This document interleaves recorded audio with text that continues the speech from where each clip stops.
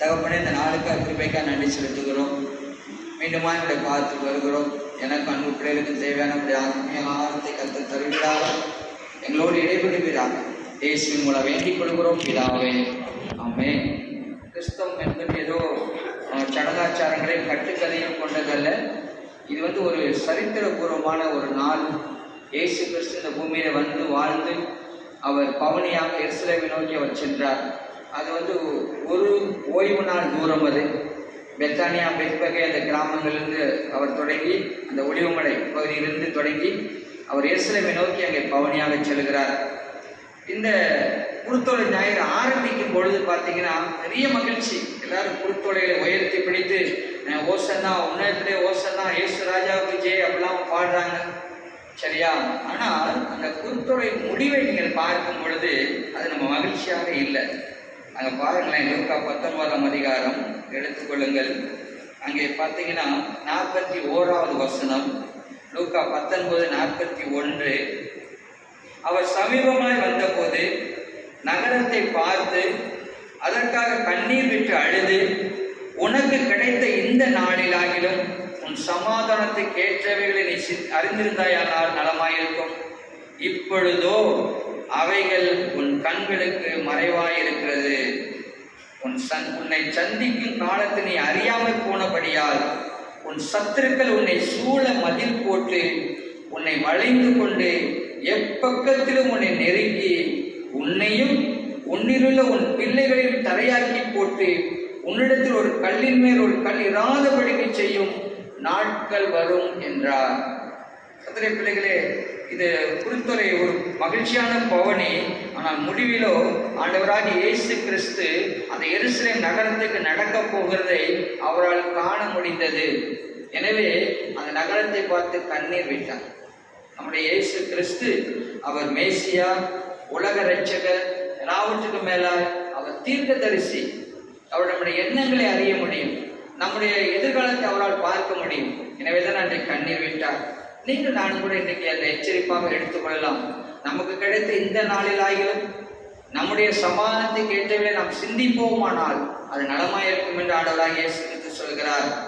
அந்த ஜனங்களுக்கு தெரியாது இது சகரியா 9:9 சொல்லப்பட்ட தீர்க்க தரிசன நிறைவேற்றம். இது ஒரு மேசியா, இவர்தான் மேசியா என்பதை அறியாமல் ஜனங்கள் அன்றைக்கு அவரை ஓசன்னா என்று துதித்தார்கள். ஏன்னா அன்றைக்கு அவங்களுக்கு ஒரு அரசியல்வாதி தேவைப்பட்டது, தலைவர் தேவைப்பட்டது, விடுதலை தேவைப்பட்டது. ரோமர்கள் கொடூரமாய் ஆட்சி செய்தார்கள். எனவே இவரை ஒரு ராஜாவாய் கொண்டாடினார்கள் அந்த நாளிலே. அவர்களுக்கு தெரியாது இவர் பாவத்திலிருந்து விடுவிக்கிறவர், பரலோக வாழ்க்கையை தருகிறவர், நித்திய ஜீவனை தருவர் என்று அந்த ஜனங்களுக்கு தெரியாது. எனவே அந்த நாளிலே அவர்கள் ஆண்டவராக இயேசு கிறிஸ்து பவனி செல்கிறார். அங்கே சீடைகளை அழைத்து பக்கத்துல கிராமத்திலிருந்து அந்த கழுதையும் அந்த குட்டியும் வர செய்கிறார்கள். இயேசு அந்த கழுதையின் மீது ஏறி பவனி போகும் பொழுது ஊரில் உள்ள ஜனங்கள் எல்லாம் இங்க கொடைகளை வெட்டி போடுறாங்க, துணிகளை விரிக்கிறாங்க, மக்கள் கத்துறாங்க, ஓசனா ஓசனா என்று சொல்லி. இயேசுவை குறை கண்டுபிடிக்கிற அந்த வேதபார பரிசேயர் என்ன சொல்கிறார்கள்? ஏசப்பா, இது பண்டிகை காலம், கொஞ்சம் அமைதியா இருக்க சொல்லுங்க என்று சொல்கிறார்கள். அப்படி இயேசு சொன்னார், நீங்க அமைதியா இருந்த அந்த கல்லுகள் கூப்பிடுப்பா என்று சொன்னார். அப்படின்னு அர்த்தம் ஒருவேளை விதமாய் மொழிபெயர்க்க புறஜாதியார் என்னை அறிந்து கொள்வார்கள் என்பது போல அதை மொழிபெயர்க்கிறார்கள். நீங்கள் கூப்பிடலாம், நீங்க மௌனமா இருந்தால் கடவுள் படைத்த இயற்கை அவரை அங்கீகரித்துக் கொண்டது. உங்களுக்கு தெரியும், அவருடைய மரணத்தின் போது இருள் சூழ்ந்தது, காரிருள் பூமியை சூழ்ந்தது, பூமி எழுச்சிகள் உண்டானது, கல்லறைகள் திறந்தது. இயற்கை அவர் தன்னை உண்டாக்கின தேவனை அறிந்து கொண்டது. இன்றைக்கு கூட தேவ பிள்ளைகளே, ஆண்டவராக இயேசு கிறிஸ்து அறியாத ஜனக்கூட்டம் திரளாக இருக்கிறது. ஏன் நம்ம திருவிழாவை சுத்திட்டு வந்தோம்? ஒருவேளை நம்ம சுவிசேஷம் சொல்ல முடியல, அட்லீஸ்ட் தெருவில் போகும்போதாவது, இது கிறிஸ்தவங்க, இயேசுவை கும்பிடுறவங்க, இன்னைக்கு ஏதோ அவங்களுக்கு பண்டிகை அப்படின்னு அந்த நேரத்திலேயாவது இயேசு அவங்க நினைப்பாங்கன்னு சொல்லிதான் நாம் இன்னைக்கு பவனியாக சென்றோம். அது மட்டுமல்ல, நம்முடைய கால்கள் வைக்கிற இடத்தை கர்த்தர் ஆசீர்வதிக்கிறார். நாங்கள் அநேக இடங்களில் பார்த்துருக்கிறோம். ஃபர்ஸ்ட் நீங்க ஜெபம் பண்ணிட்டு போன ஒரு மாறுதல் எங்களுக்கு இருக்கு, ஒரு ஆசீர்வாதத்தை உணர்வோம் என்று சொல்ல ஜனங்கள் உண்டு. எனவே நாம் ஆஸ்வதிக்கப்பட்டவர்கள். நம்முடைய கையை வைத்து பிள்ளைகளை நாம் ஆசீர்வதிக்கலாம். நம்ம கால் வைக்கிற இடங்களை கர்த்தர் ஆசீர்வதிக்கிறார். ஆபிரகாமுக்கு அப்படித்தான் சொன்னார். எனவேதான் தெருக்களை நாம் நடந்து திரிந்து கூட்டமாக ஒரு மனதின் ஆவியோடு கர்த்தரை நாம் துதித்து வர தேவன் உதவி செய்தார். இந்த பவனி முன்பதாக நீங்க வாசித்தீங்கன்னா அதே 19ஆம் அதிகாரத்துல இது 4 சுவிசேஷத்துல இருக்குது. லூக்காவில் 19 இருக்குது, மத்தேயுல 21 இருக்குது, மார்க்ல 11 அதிகாரத்துல இருக்குது, யோவான்ல 12 அதிகாரத்துல இருக்குது. அந்த எரிகோவிலிருந்து ஆண்டவர் தன்னுடைய பிரயாணத்தை தொடங்குகிறார். அப்படி எருசலேமை நோக்கி அவர் போகிறார். அப்படி போகும்போது அவர் தன்னுடைய மரணத்தை நினைவு கூர்ந்து சீசரோடு பகிர்ந்து கொள்கிறார். வழியில யாரை சந்திக்கிறார்? சகேயுவை சந்திக்கிறார். அவன் வீட்டுக்கு போகிறார். அதுக்கப்புறம் பாத்தீங்கன்னா ஆண்டவர் ஒரு ஓமை சொல்லுகிறார்.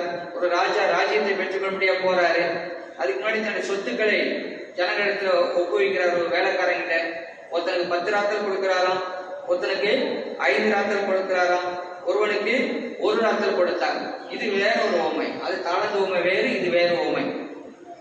அந்த ராஜா திரும்பி கேட்கிறார். அவன் இன்னொருத்த நான் 10 ஆக்கினேன், இன்னும் 10 சம்பாதிச்சேன். இன்னொருத்த சொல்றான் 5 நான் 10 ஆக்கினேன். ஆனா 1 வாங்கினவன் புதைத்து வைத்து விட்டான். வேதம் சொல்கிறது அவனை வெட்டி போடுங்க, அவனை தண்டனை கொடுங்க என்று சொல்லுகிறார். அந்த 1 ராத்தலை புதைத்து வைத்தவனுக்கு அந்த சம்பவம் அந்த லூக்கா 19ஆம் அதிகாரத்திலே இருக்க நீங்கள் பார்க்க முடியும். அது என்ன அர்த்தம்? அந்த ராஜா தன் வேற நாட்டுக்கு போறதுக்கு முன்னாடி அவருடைய ஆளுகையை விரும்பாத ஜனங்கள் இருந்தாங்க. அவர்களுக்கும் தண்டனை கொடுக்கப்பட்டது. அப்படின்னு அர்த்தம் என்ன?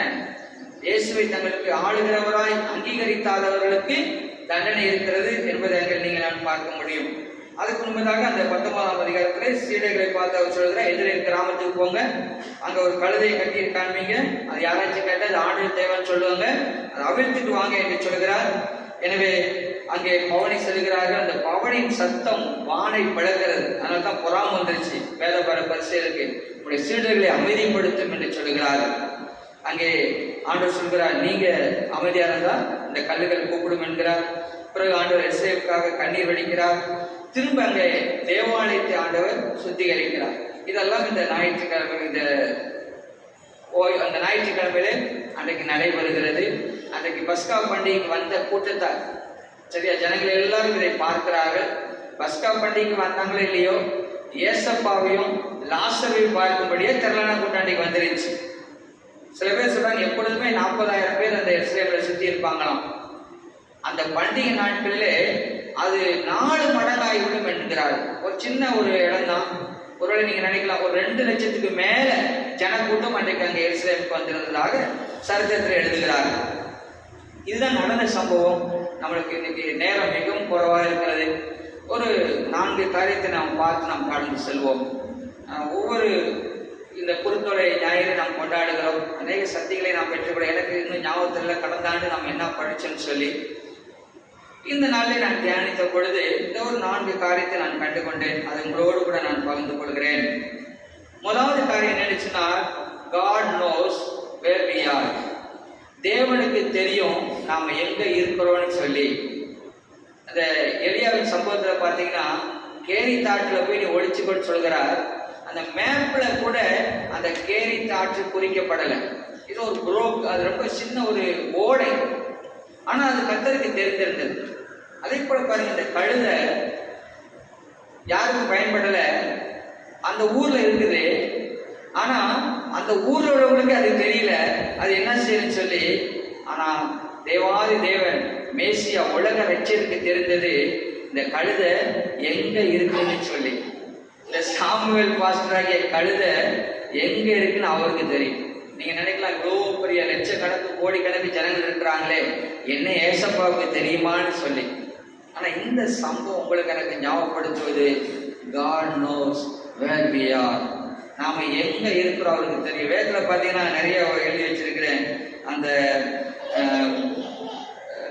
இன்னைக்கெல்லாம் நம்ம ஜிபிஆர்எஸ் வச்சு பார்க்க போறோம்ல, ஆனா அன்றைக்கு இயேசுதான் ஜிபிஆர்எஸ். அது இயேசுக்கு எல்லாம் தெரியும். அந்த இயேசு எனக்குள்ள வந்துட்டா எனக்கு எல்லாத்தையும் அவர் வழிகாட்டுகிறார். சரியா? அங்க பாருங்க, மத்தேயு எங்க உட்கார்ந்து இருக்கிறான் அது ஆண்டவருக்கு தெரியுது. சகை எங்க ஏறி கிடக்கிறான் அது ஆண்டவருக்கு தெரியுது. பதுமை கூட எங்க உட்கார்ந்து இருக்கிறான் அது ஆண்டவருக்கு தெரியுது. சமாரிய ஸ்திரீ இந்த நேரத்தில் தண்ணி எடுக்க வருவா அப்படின்னு அவருக்கு தெரியுது. அடுத்து தன்னுடைய வரிப்பணம் எங்க இருக்கு ஆண்டவருக்கு தெரியுது. அடுத்து நிக்கேதேம் எங்க உட்கார்ந்து இருக்கிறான் அது ஆண்டவருக்கு தெரியும்.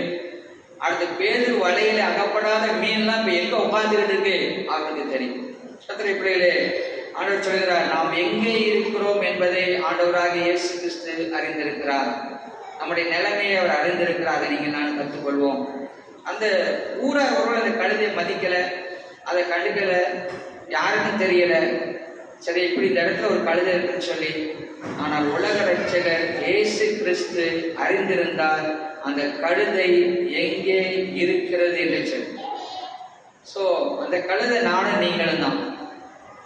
அவர் நம்மை படைத்த தேவாதி தேவன் தகப்பன். அவருக்கு தெரியும் நாம் எங்கே இருக்கிறோம்னு சொல்லி. உலக பிரசித்தி பெற்ற ஊழியக்காரர் டாக்டர் பாலியான்சோவை பற்றி நிறைய நீங்க தெரிஞ்சிருப்பீங்க. அந்த தென்கொரியா பார்த்தீங்கன்னா புத்தர்கள் வழிபடுகிற நிறைய பேர் உண்டு.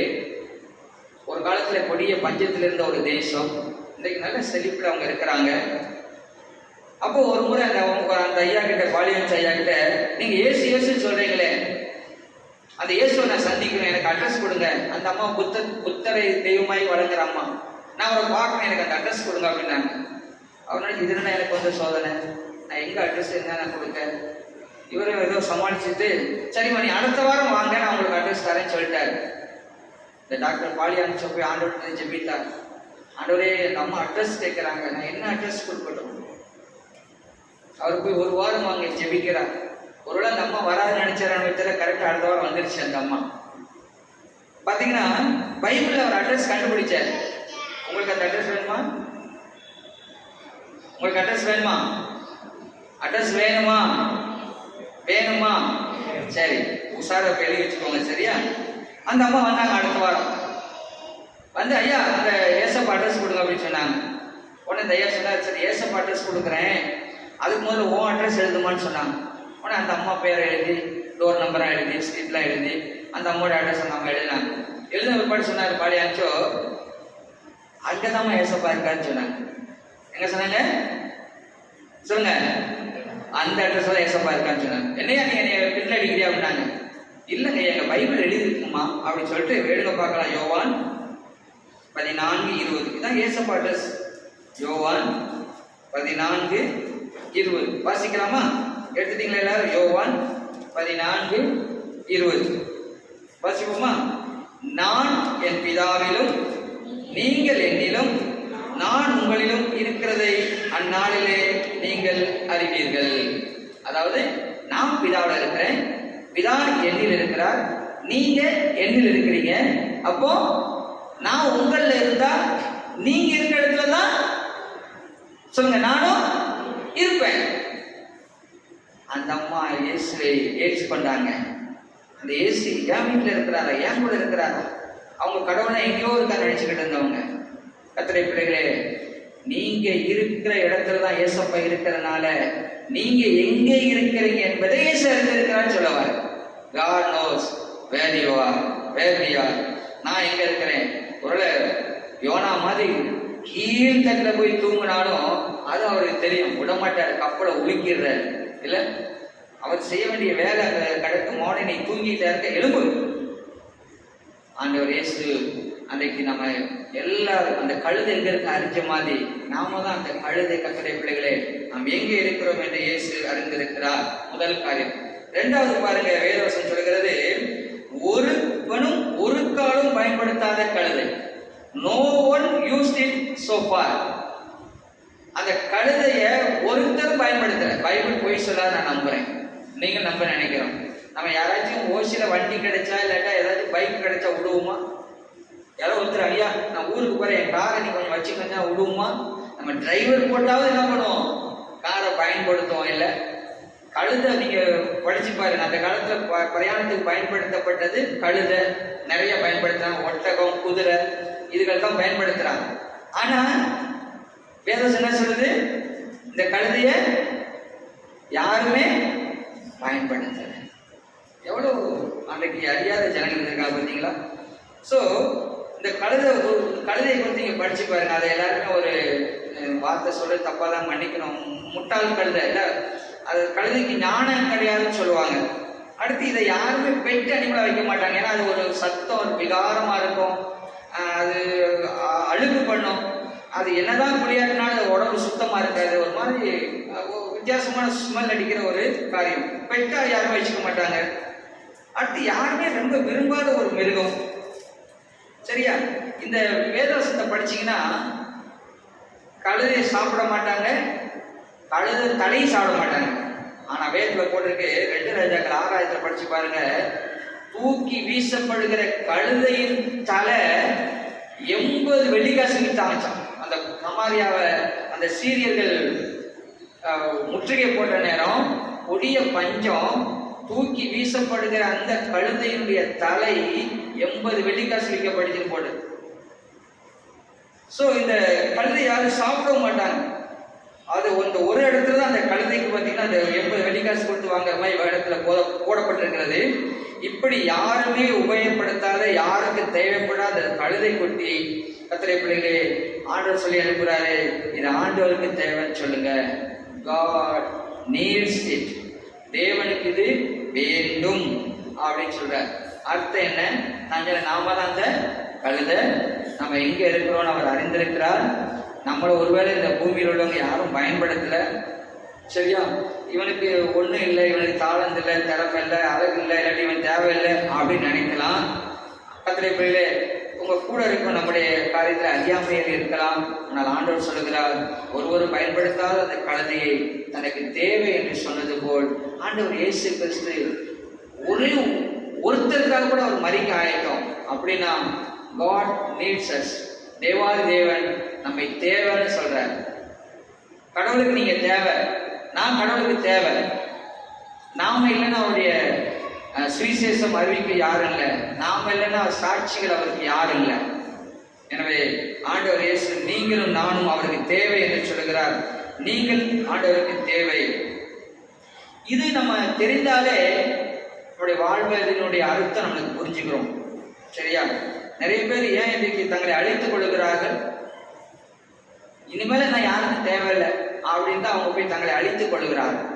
ஆனால் இங்கே ஆண்டவர் யாரும் பயன்படுத்தாத அந்த கழுதையை தனக்கு தேவை என்று சொல்லுகிறார். முதலாவது நாம் எங்க இருக்கிற அறிந்திருக்கிறார். 2வது இந்த பூமியில் உள்ளவங்க நம்மளை வேண்டாம்னு சொல்லலாம், ஆனா ஆண்டவர் நீங்க தேவை. 3வது காரியம் கர்த்தருடைய பிள்ளைகளை வேதம் சொல்கிறது, அந்த கழுதையை அவிழ்த்து கொண்டு வாருங்கள் அப்படின்னு சொல்கிறார். untie the donkey, untie the colt என்று போடப்பட்டிருக்கிறது. அதை நீங்க அவிழ்த்து கொண்டு வாருங்க. அந்த கழுதை யாருக்கு பிரயோஜனம் இல்லை, அநேக நாட்களா கட்டி கிடக்கு, ஆண்டுகளாய் அதை யாரும் பயன்படுத்தல, கட்டப்பட்டு கிடக்கிறது. ஆனால் இயேசு கிறிஸ்து அதை நீங்க அவிழ்த்து கொண்டு வாங்கப்பா அப்படின்னு சொல்றார். இந்த கழுதை ஒருவேளை அநேக ஆண்டுகளா இங்க கட்டப்பட்டிருக்கிற மாதிரி இன்றைக்கு நாமும் கூட சில காரியங்களாலே கட்டப்பட்டிருக்கிறோம். தேவ பிள்ளை நமக்கு அறியல, அது நமக்கு தெரியல. சரியா? அந்த சீடர்கள் வந்து அவிழ்க்கிற வரைக்கும் அந்த கழுதை கட்டவிழ்க்கப்படுவதற்காய் காத்திருந்தது போல கழுதையாளாகிய நாம் இயேசு கிறிஸ்து நம்மை வந்து கட்டவிழ்க்காத வரை நாம் கட்டப்பட்டு இருக்கிறோம் என்பதை உணர்வோம். இயேசு கிறிஸ்து ஒருவராலே மட்டுமே கட்டவிழ்க்க முடியும் என்று சொன்னால் அவர் ஒருத்தர் தான் மாம்சீக விடுதலையும் ஆவிக்குரிய விடுதலையும் கொடுக்கிறவர். இன்னைக்கு மாம்சீகத்தில் நம்ம விடுதலையான மாதிரி அமெரிக்கா போயிட்டு வரலாம், ஒருவேளை எல்லா தேசம் நான் போயிட்டு வந்துடலாம். ஆனா ஆவிக்குரிய பிரகாரமாக கட்டப்பட்டு இருக்கும் பொழுது அதை விடுதலை பண்றதுக்கு யாரும் இல்லை. இயேசு கிறிஸ்து நம்முடைய விடுதலையாளர். சரியா? நாம் கட்டப்பட்டிருக்கிறோம். நம்ம நிறைய பேர் இது என்னுடைய பலவீனம் பாஸ்டர், என்னுடைய பலவீனம் ஏசப்பா அப்படின்னு நான் சொல்லி சாக்கு சொல்லிக்கிட்டு அப்படியே நான் காலத்தை தள்ளி கொண்டிருக்கிறேன். எல்லா பலவீனத்தையும் மேற்கொள்கிற பலத்தை கர்த்தர் தருவார். எந்த குரலை நம்முடைய பாவம் நம்மை கட்டி வைத்திருக்கலாம், சில பழக்க வழக்கங்கள் நம்மை கட்டி வைத்திருக்கலாம், சில உலக நம்பிக்கைகள். உலக நம்பிக்கை என்று நான் தான தர்மம் பண்ணா கடவுளை ஆஸ்வதிப்பார், நான் புண்ணிய நதிகளுக்கு போயிட்டு இருந்தா கடவுளை ஆஸ்வதிப்பார், உள்ள இந்த கயிறை கட்டிக்கிட்டா என்னை ஆஸ்வதிப்பார், இந்த தாயத்தை போட்டுக்கிட்டா என்னை ஆஸ்வதிப்பார், இந்த நேரத்துல செஞ்சாதான் எனக்கு எல்லாம் நல்லா நடக்கும், இந்த நாள்ல செஞ்சா நல்லா நடக்கும்.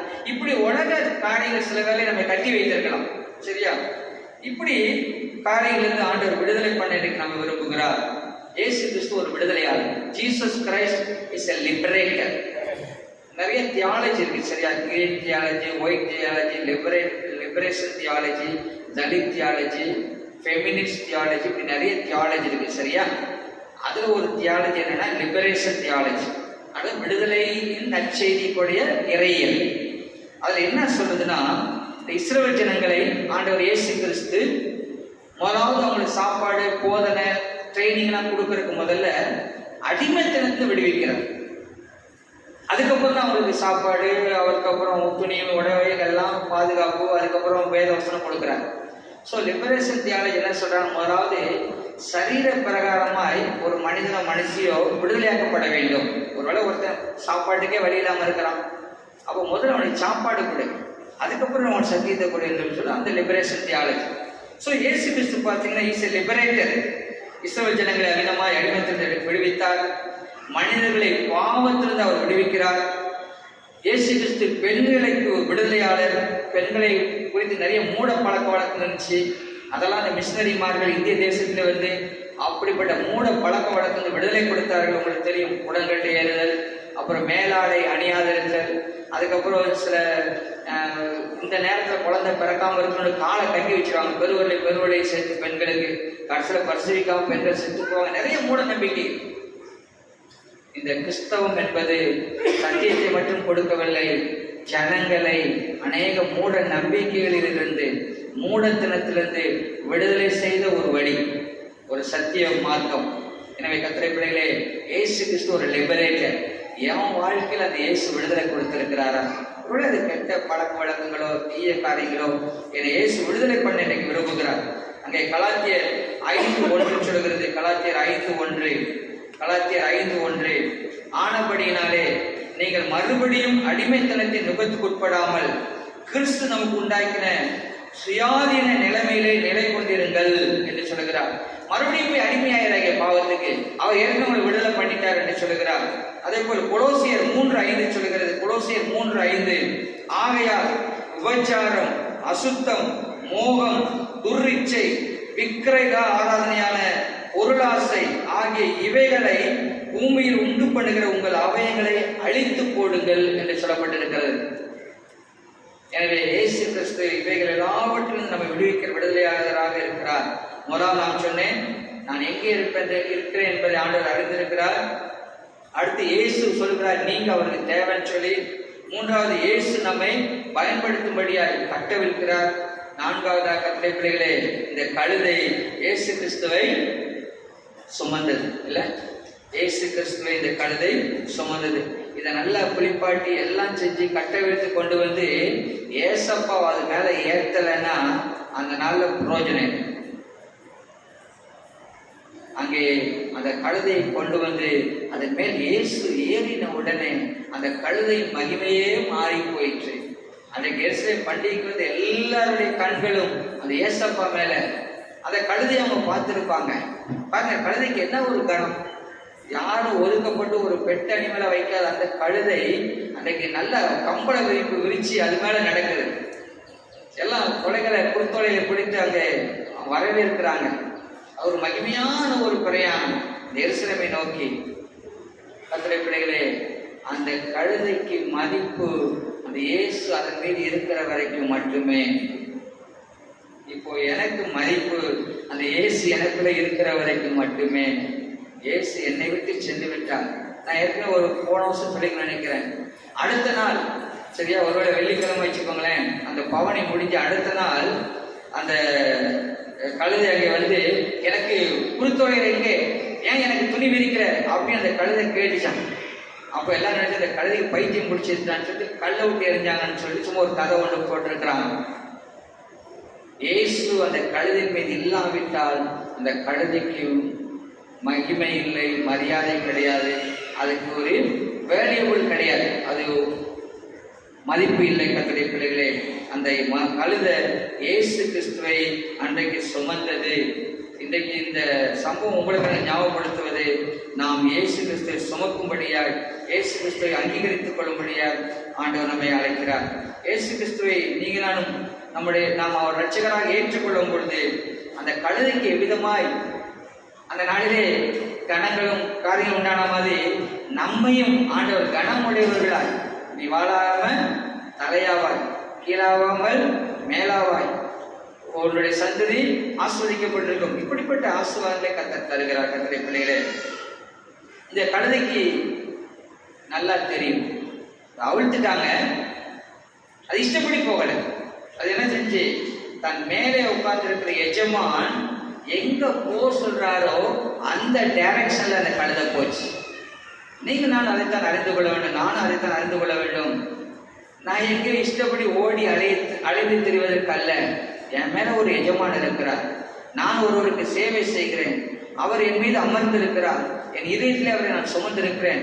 அவர் டைரக்ட் பண்ணுவார் நான் செல்ல வேண்டிய வழியை. இல்லை, சங்கீதம் 32:8 நல்லா தெரிஞ்ச வசனங்கள, நான் உனக்கு போதித்து நடக்க வேண்டிய வழி உனக்கு காட்டுவேன், உண்மையில் என் கண்ணை வைத்து ஆலோசனை சொல்லுவேன். ஏசாயாவாசி வழி இதுவே, இதிலே நடவுங்கள் என்று சொல்லுகிற சத்தத்தை நீங்க கேட்பீங்க என்று சொல்லுகிறார். எனவே கர்த்தருடைய பிள்ளைகளே, தேவனுக்கு நம்ம எங்க இருக்கு நமக்கு தெரியும். சரியா? அடுத்து ஆண்டவருக்கு தேவை.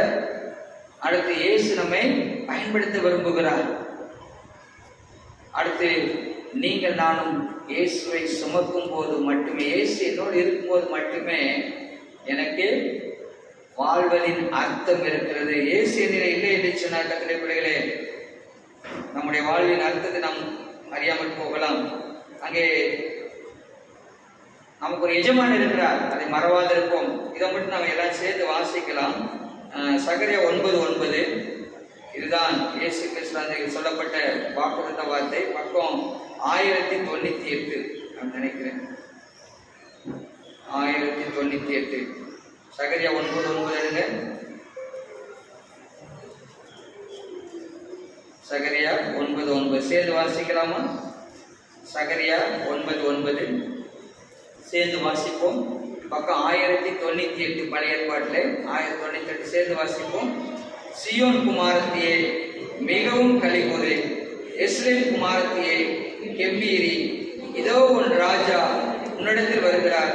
அவர் நீதி உள்ளவரும் ரட்சிக்கிறவரும் தாழ்மை உள்ளவரும் கழுதையின் மேலும் கழுதையாகிய குட்டியாகிய மரியின் மேலும் ஏறி வருகிறவராய் இருக்கிறார்.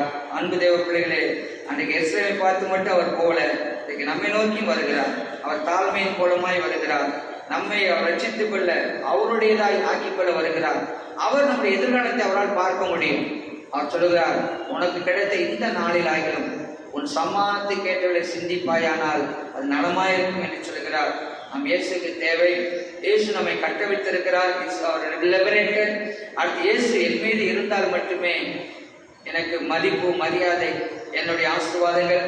அடுத்து நம்முடைய சூழல் எதுவாக இருப்பினும் இயேசு நம்மை கட்ட வைக்கும் பொழுது அவர் நம்மை பயன்படுத்த முடியும். கர்த்தருடைய பிள்ளைகளே, இந்த ஜனங்கள் கொடுக்கிற மகிமை ஆண்டவர் ஏற்றுக்கொள்ளல. சரியா? அதான் சொல்ற, நீங்க கூப்பிட அந்த கல்லு கூப்பிடுப்பா என்று சொல்லுகிறார். இன்னொரு 5 நாள் கழிச்சு, சரியா, அவங்க இவளை சிலுவையில் அடி அவங்க கத்த போறாங்க. அது ஆண்டவருக்கு தெரியும்.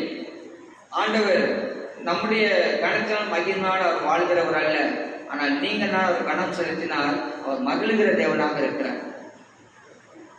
நீங்கள் நான் அவரை மகிமைப்படுத்துவோம். அவர் நம்ம கொடுத்த வாழ்க்கைக்காய், ஆசீர்வாதத்துக்காய் அவரை மகிமைப்படுத்துவோம். இந்த இயேசு கிறிஸ்து பாவத்தின் விடுதலையாளர் என்பது அவங்களுக்கு தெரியல. அவருடைய எதிர்பார்ப்பு எல்லாம் அரசியல் விடுதலை. அதனால அவங்க நோக்கத்தை மிஸ் பண்ணிட்டாங்க. இன்னைக்கு நிறைய பேருடைய எதிர்பார்ப்பு என்னன்னா, சரீர தேவை. எனக்கு ஆண்டவர் பணம் தரணும், எனக்கு ஆண்டவர் இந்த வியாதியில் சுகமாக்கணும், இல்லாட்ட இந்த காரியத்தை செய்யணும், அவரோட வீடு தரணும், இல்லாட்ட என் கடன் தொல்லை, இப்படித்தான் சரீரத்தை குறித்து நாம் யோசிக்கிறோம். அன்றைக்கும் இஸ்ரவேல் ஜனங்கள் அதைத்தான் யோசித்தார்கள். ஆனால் இயேசு கிறிஸ்து ஆவிக்குரிய விடுதலையாளர். நம்முடைய இந்த மாம்ச விடுதலை, பாவத்தின் விடுதலை தான் நித்திய வாழ்வுக்கு செல்ல முடியும். நித்திய வாழ்வை நாம் தேடும் பொழுது இந்த உலகத்தின் நன்மைகளையும் அவர் கூட்டி வழங்குகிற ஆண்டவராக இருக்கிறார். கர்த்தருடைய பிள்ளைகளே, இந்த உலக தேவைகள், இந்த உலகத்துடைய ஆசீர்வாதத்தை கொடுப்பதற்கு அவர் எல்லா தகுதியுடைய தேவன். நீங்கள் நான் இந்த பூமியில வாழ்ந்து சுகித்திருக்கிற கர்த்தர் விரும்புகிறார். அதற்கு முதலாவது தேவை நமக்கு ஆவிக்குரிய விடுதலை, பாவத்தின் விடுதலை, சாபத்திலிருந்து விடுதலை. அதை மேசியாகிய இயேசு கிறிஸ்து தான் உங்களுக்கு எனக்கு தர முடியும். நீங்கள் நாம் இன்றைக்கு சிந்தித்து பார்ப்போம்.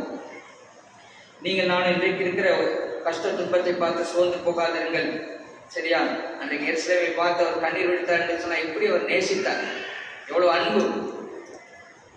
நம்மை ஆண்டவர் இயேசு நேசிக்கிறார். அதை நம்ம பாடணும். அன்பு கூறுவேன் இன்னும் அதிகமாக என்று சொல்லி இயேசு கிறிஸ்து அந்த பட்டணங்கள் அந்த ஜனங்களை பார்த்து கண்ணீர் விட்டார். நம்முடைய குடும்பம் சூழ்நிலை கர்த்தர் பார்க்கிறார். நீங்க நானும் இயேசு அண்டிக் கொள்ளும் பொழுது கர்த்தருடைய பிள்ளைகளே, இந்த பூமிக்கு வர இருக்கிற பெரிய நியாய தீர்ப்பிலிருந்து நாம் தப்பித்துக் கொள்ளலாம். அன்றைக்கு அந்த இஸ்ரவேல் ஜனங்கள் அந்த கண்ணீரை கண்டுக்கல, அவங்க இயேசுவை ரட்சகரை ஏற்றுக்கொள்ளல, எவ்வளவு பாடு வேதனைகளை அவர் கடந்து வந்தார். இன்று வரை அவர்கள் கஷ்டப்படுறாங்க. நீங்க நான் கர்த்தருடைய பிள்ளைகளே, இயேசுவை நான் ரட்சகராக ஏற்றுக்கொள்கிற வேலையிலே எனக்கு பரம விடுதலை, அவர் பரலோகத்தின் சமான ஆசீர்வாதத்தை இந்த பூமியிலே நான் பெற்றுக்கொள்ள முடியாது செய்கிறார். Is our liberator from sin and curse. பாவத்திலிருந்தும் சாபத்திலிருந்தும் விடுதலை கொடுக்கிற விடுதலையாகும். முதலாவது இயேசுவை ஆவிக்குரிய ஆசீர்வாதத்துக்காக தேட ஆரம்பியுங்கள். சரீர தேவையில் அவர் சந்திக்கிறவராக இருக்கிறார்.